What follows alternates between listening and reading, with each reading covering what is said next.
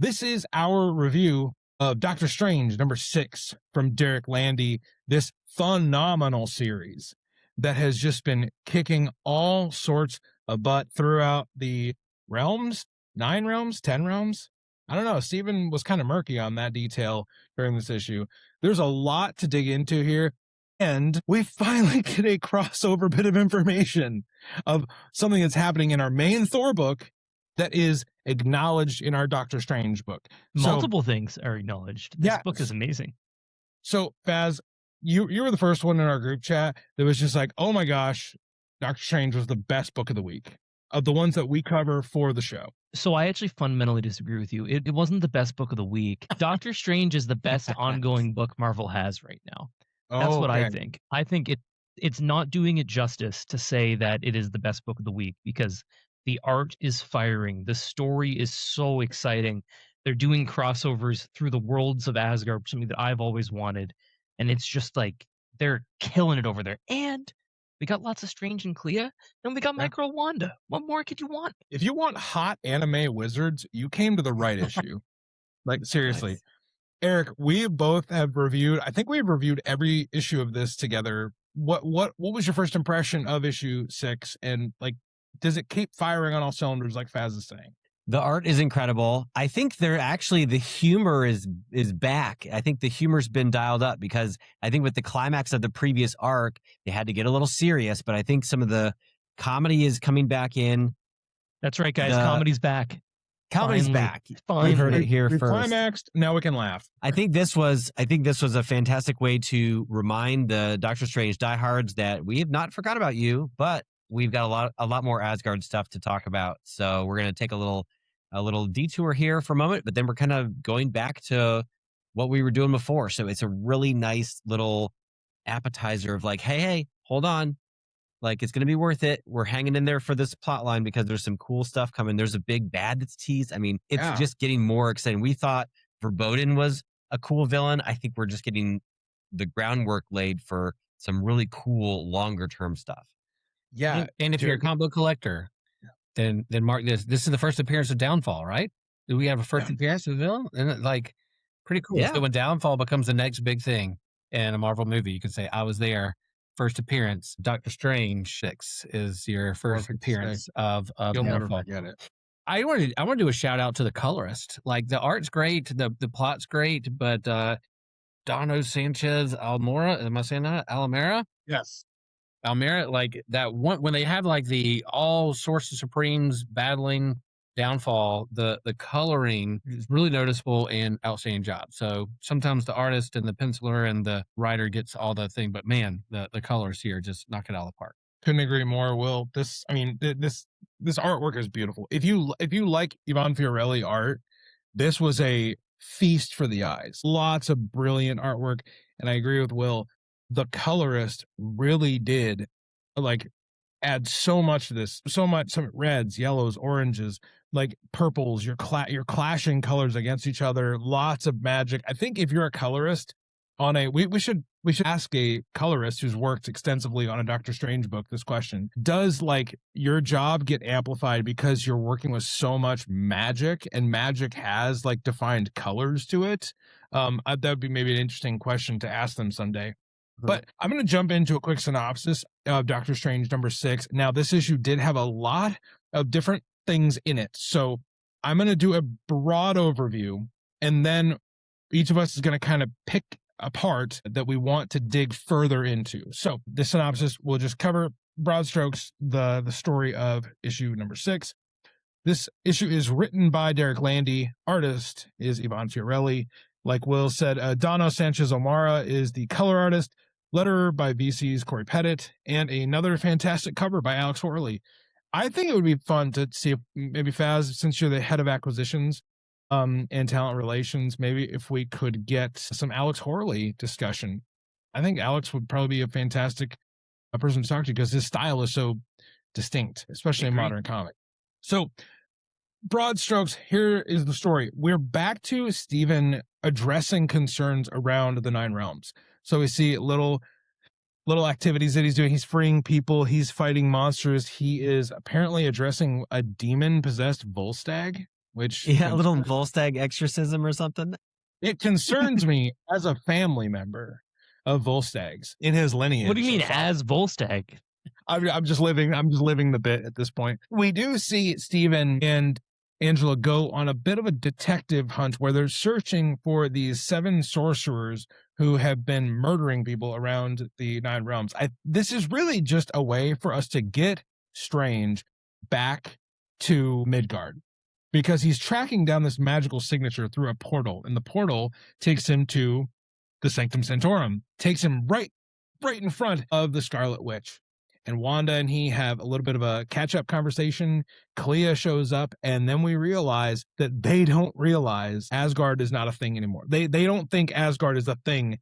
So when Steven says, "Oh yeah, I've been just chilling in Asgard," Clea says, like, "That's a myth, so what the hell?" And then we realize the thing that was killing all the sorcerers was this new villain that Will just referenced called the Downfall. And it's this hulked out, like, doomsday looking monster, but it's magically imbued, and it's got all this power, really vaguely described, but like enough described where like I think Derek Landy is going to have a lot of fun with this character. Wanda tries to talk the monster down, and then of course it doesn't calm down, and the 3 sorcerers have to address the problem more directly. Doctor Strange summons Lord Strange, the dark version that we met very early on in Derek Landy's run. Great to get some detail on that, right?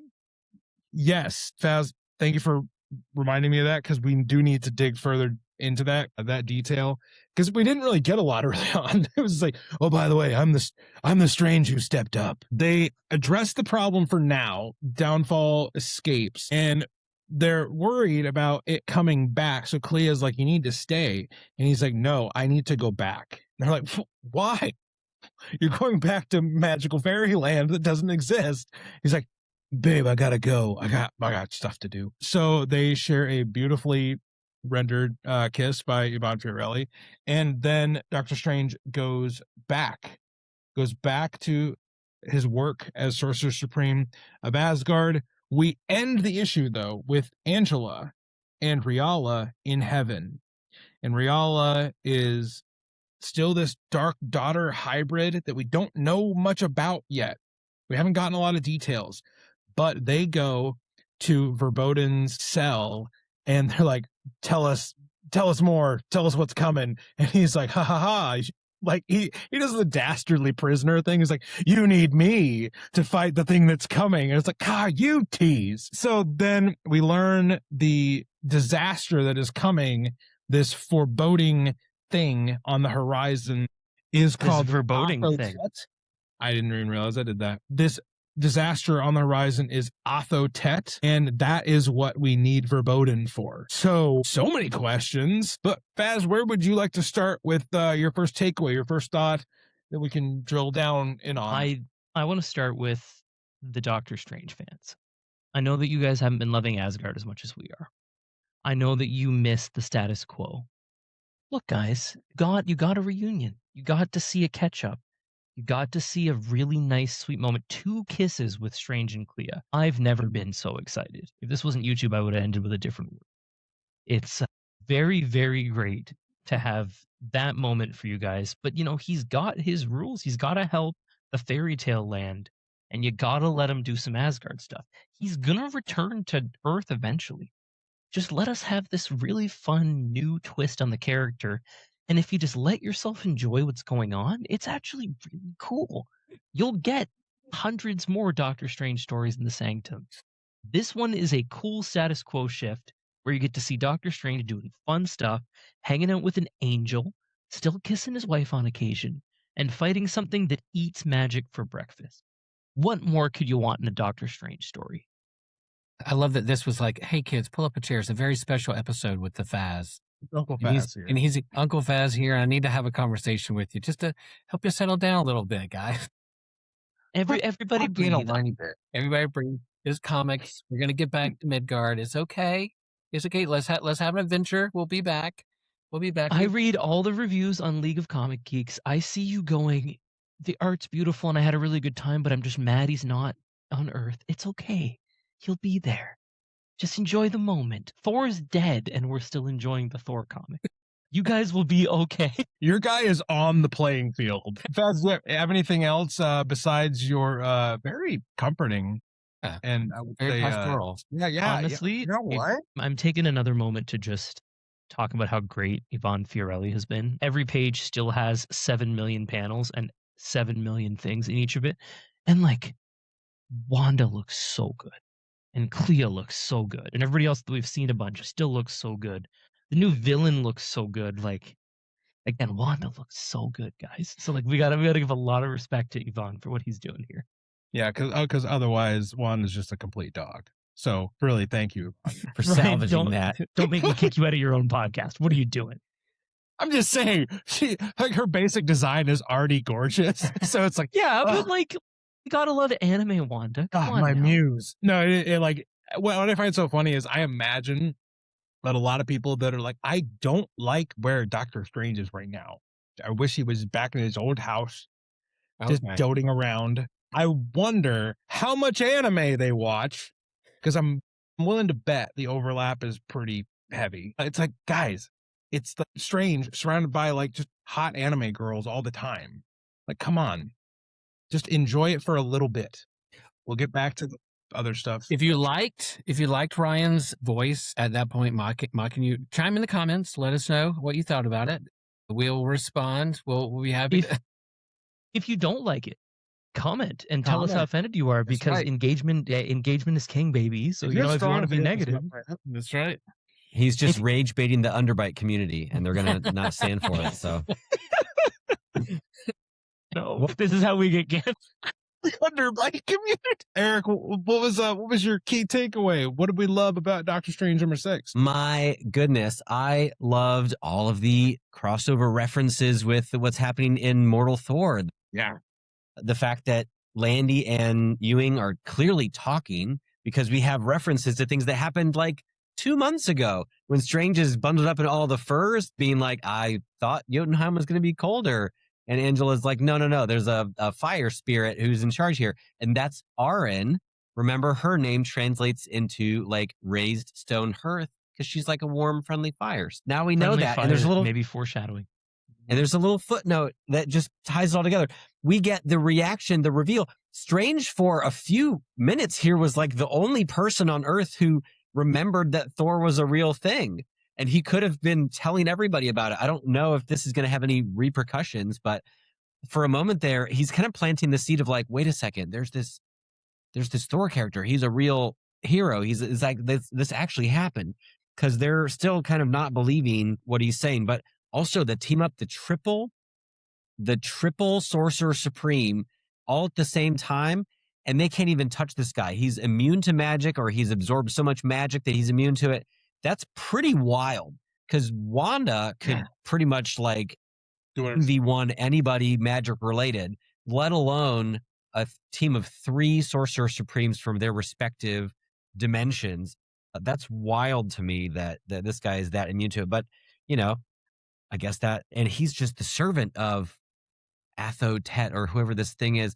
I don't know. It's building up to something gigantic, and that makes it exciting. So I agree. Too. Like, the downfall is very cool. Derek Landy does it again, guys, where he introduces a character that is so interesting and cool, and you're like, oh man, I want to know more about that. Like, watch, the downfall will like be in 2 more panels of the entire run, and it'll be like, he'll die next issue. Yeah. Next issue he gets his head cut off for not killing Wanda or something, and then that's where we go from there. Yeah. Yes. It's like Atho-Tet shows up, and like we only see him like in a silhouette from behind, and he's like, "You've let me down for the last time." It's like, now it's your downfall. He's at the bottom of the well, going, "I'm still here. Can you help me?" Yeah, please, guys. I changed back into stone in an hour. No, I like the recap too, and I like that it's kind of a reminder of what the summer event is, right? The Queen in Black, like they're letting you know what's going on with Thor and the state of Asgard, on Midgard, on Earth, and what's real, what's not real, what's people, as they're going to introduce Hela, Queen in Black, down to Earth. So I love that. That's almost like a setup to remind people what's going to happen with this event, and then all the kind of connections. So I thought that was really well done. That was good. That was fun to read. And it was a reminder that Strange has been gone since the Doom event last year. So he's like, wait, y'all handled Doom? Like, that's just not a thing anymore? It's like, oh, yeah, we took care of that. So, Doom? Yeah, man, that's so 8 months ago. What do you mean? Yeah, like, whatever. The artist formerly known as Dr. Doom. I also really enjoy the, like, continuing of this, like, well, you know, we don't have a queen in heaven anymore, and no one seems to want to be Queen Angela, so we're going to try to figure it out, aren't we? Because nobody seems to be wanting to take it, because the one who rightfully should seems a little reluctant. Angela. Anyway, we'll just continue the plot, and we'll come back to that later. I know that Angela is supposed to be like this great angel-related name, but when Faz says it that way, it just sounds like she like works in the cubicle right next to you at the office. I don't know if it is supposed to be an angel-related name. I get that the name Angel is in it. I think it's just they picked the name Angela and are stuck with it. Angela, the manager position's been open for a while. Okay, Karen. Okay, Karen. You've been recommended 9 times. You are the assistant manager. It's Rebecca, time. Get over yourself. Just do it. Sorry, I also like it that Dr. Strange is like, is that my coat? Is that my coat? Is that my cloak? She's wearing it around her waist. Yeah, he's like, oh yeah. Is that? Wait a minute. Is that my coat? Like, I just wanted when Clea shows up, I thought that was really awesome. Like we knew she was going to show up because she's on the cover, but I love when they show up, they're just like, my darling, my darling. And they just like have this understanding because she is the Sorcerer Supreme of the Dark Dimension. He's the Sorcerer Supreme of Fairy Tale Land. And then Wanda is just like, I'm the Sorcerer Supreme of Midgard. And like they said, there's so much power in this room right now. But still, they're just like, I love you. Yeah, I have to go now. I understand. Totally. Yeah.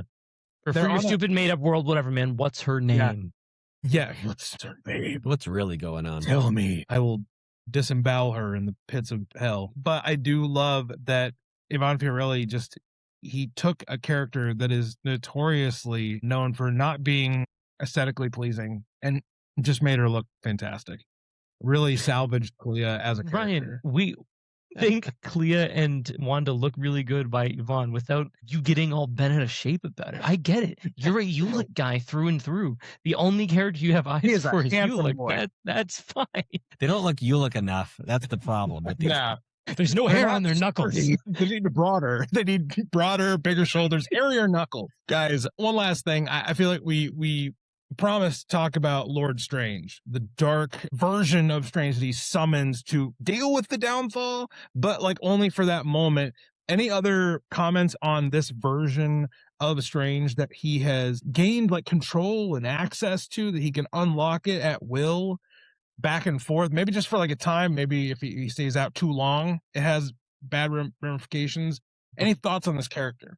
It reminds me of like Strange is sort of like keeping this almost like this alter ego in check. It kind of reminds me of a Hulk metaphor where Banner's talking about, he had both hands on the wheel. I was locked in the trunk, right? So it like makes me think about if Strange is letting him drive occasionally, is he going to get to the point where he just takes over full time?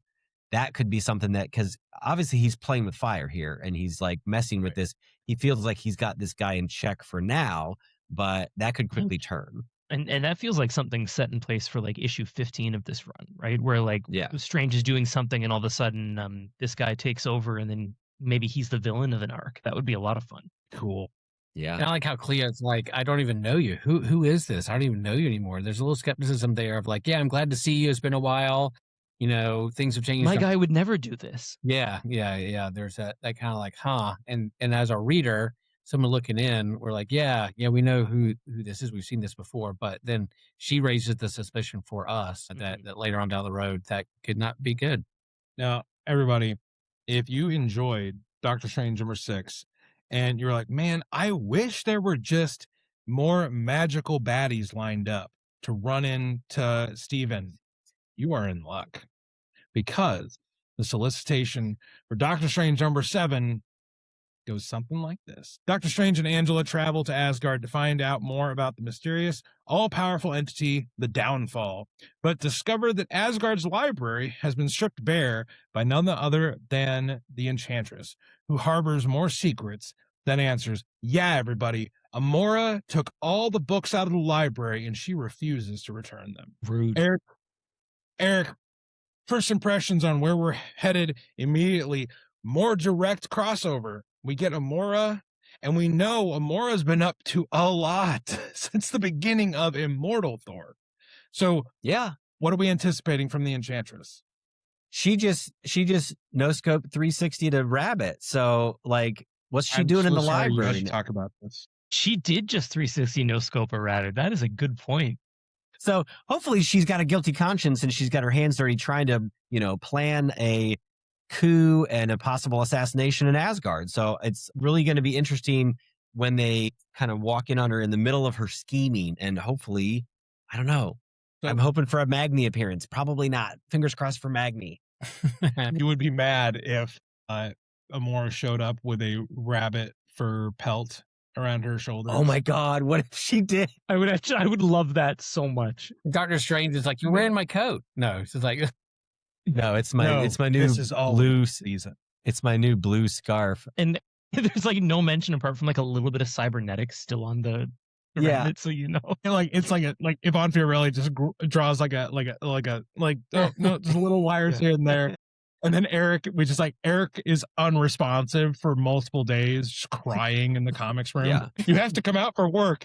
Nothing matters anymore. No. Damn it. From home today, please. That sick witch. What do we think about Doctor Strange number 7? I don't think we've done a review of Doctor Strange with you yet, Will. Have we? Yeah, I've been on a couple of those. The early ones. Okay, I'm just making sure. It's been a hot minute for those. Yeah, I just like this kind of side quest back to Midgard to get an update and those things. And so now we're going to go back and kind of continue your storyline. So yeah, if we're not getting to like a ton of Asgard in our Thor comic, there's some side stuff with Magni and others, of course. But I like it that we have like an Asgardian centered book, and so he's going to go back over there while Queen in Black is up. You're going to remove Doctor Strange when Doctor Doom's taking everything. You're going to remove him when Queen in Black's on the way too. So take him off the board, and you don't have to worry about him. Let him do some other stuff over there. Well, I have a feeling that Queen in Black is going to affect who can and cannot return from, whether it's a realm or life. I have a feeling there's going to be some consequential things in a lot of these books that we're reading. Final thoughts on where we're headed for Doctor Strange? I have no idea, because the thing about Landy is like he'll set something up and then be like, "Just kidding, that's over. We're going over here now," and it always works for me. So I'm just ready to like ride the wave, baby. Let's do this. That's Will's thing. You're ready to defend the case. I don't know. I am really excited to. Like Baz said, like there's so many cool characters that Landy is introducing, like Athotet, Downfall, Verboten. We're getting back with Amora for a minute. I'm sure she's not the only Asgardian we're going to see next. Their familiar face we're going to see next issue. And also we have to figure out how Stephen plays into the grand scheme here. Like, what is all this, and why is Stephen Strange the one that has to deal with it? What is Angela going to be doing at the end of this series? Is she going to be the Queen of Heaven? Is she going to just continue to be an outlaw warrior, just cracking skulls wherever she goes? There's so many questions, but I love how throughout this series, and even going back to Strange in Asgard, going back to that series, Landy kept giving us breadcrumbs that we were like, oh my gosh, I want to know more about that. And then the next issue, he would give us more breadcrumbs like, well, now I want to know more about that. Like, gosh, it's so good. Him writing an Asgard book just feels like a match made in heaven. Ha ha! Didn't even see that. Heaven with 2 E's, yeah. I gotta stop. Before we go, we have a potential solution for how they're going to bring back the men via. That's right. Via the scythe magic. Did we talk about that? I can't remember if we touched it. Yeah. Galiferon's doing stuff. He's trying to convince our guy Verboten to bring back I can't remember what they're called. I was going to say Harlequins, but that's wrong. Anchorites. Thank you. The men.